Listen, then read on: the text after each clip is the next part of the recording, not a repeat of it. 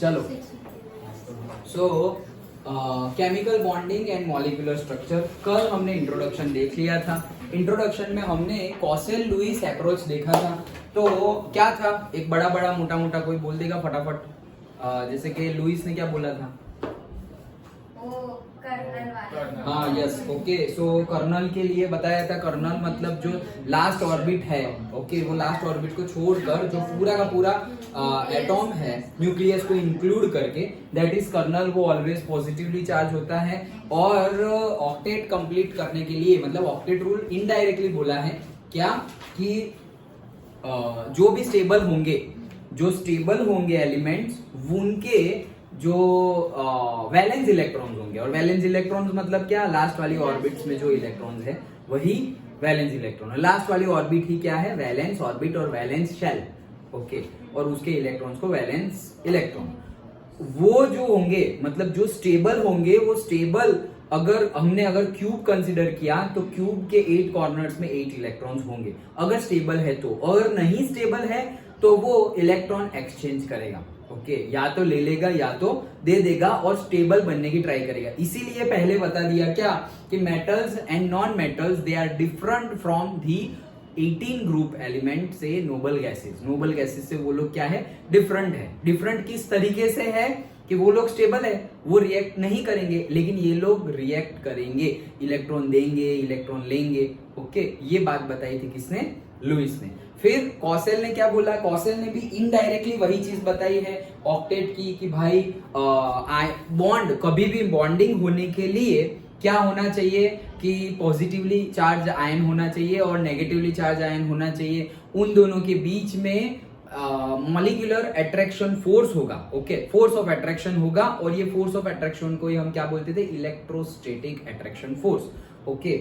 और उनके बीच में ये पॉजिटिवली चार्ज और नेगेटिवली चार्ज आयंस के बीच में जो बॉन्डिंग हो रही है, दैट बॉन्डिंग, उसका हमने नाम दिया था, क्या नाम दिया था?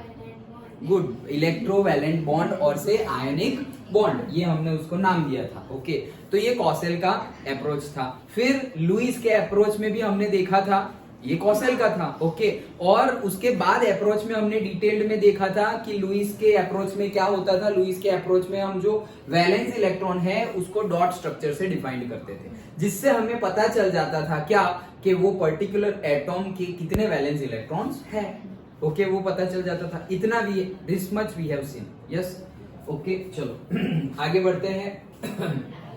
कॉसेल Lewis approach to the chemical bonding, ये सब देख लिया हमने। Octet rule, okay, so start करते हैं हम ऑक्टेट रूल से। ज्यादा कुछ है नहीं, तुम्हें पता ही है ऑक्टेट रूल, ओके। है ना इतना रिजोल्यूशन तो अपनी टीवी का,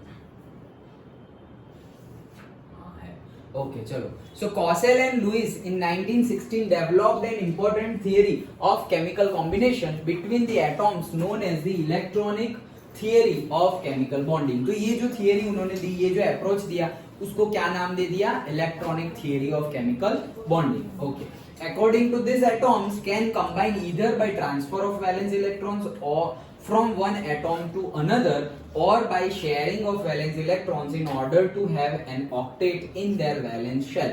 This is known as octet rule. तो ये जो सेंटेंस है ना, what is octet rule, तो यहाँ से लिखना, ओके। एक मार्क में पूछा जाए what is octet rule, तो कहाँ से लिखना है, यहाँ से लिखना है। Atoms can combine, atoms combine हो सकते हैं, कैसे? Either by transfer of electrons और बाय शेयरिंग ऑफ इलेक्ट्रॉन्स। क्यों हो रहा है ये शेयरिंग और ट्रांसफर क्यों हो रहा है?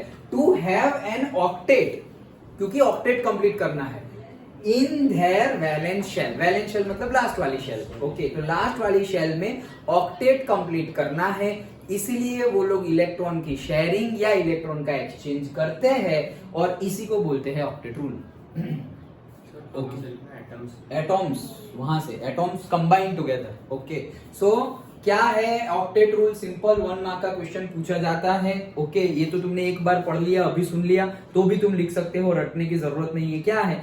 2 एटॉम्स कंबाइन होते हैं और केमिकल बॉन्ड बनाते हैं। कैसे? बाय शेयरिंग ऑफ इलेक्ट्रॉन और by gain, by exchanging of electron और by sharing of electron in their valence shell. कहां एक्सचेंज और कहां शेयर करेंगे वो लोग? In the valence shell. Okay, to complete the octet, that is the octet rule. To complete the octet मतलब 8 electrons complete करने के लिए, कहां कंप्लीट करने के लिए? वैलेंस शेल में। ओके, उसके लिए क्या करते हैं? शेयरिंग ऑफ इलेक्ट्रॉन और एक्सचेंज ऑफ इलेक्ट्रॉन, इसी को हम बोलते हैं। और ऐसे ही ये शेयरिंग और एक्सचेंज ऑफ इलेक्ट्रॉन से वो लोग कंबाइन हो जाते हैं। कौन? दो एटॉम्स या फिर दो या दो से ज्यादा एटॉम्स कंबाइन हो जाते हैं और मॉलिक्यूल और से कंपाउंड बनाते हैं, इसी को बोलते हैं octet rule. Done? Okay, that's it, इतना ही था ऑक्टेट रूल, सिंपल।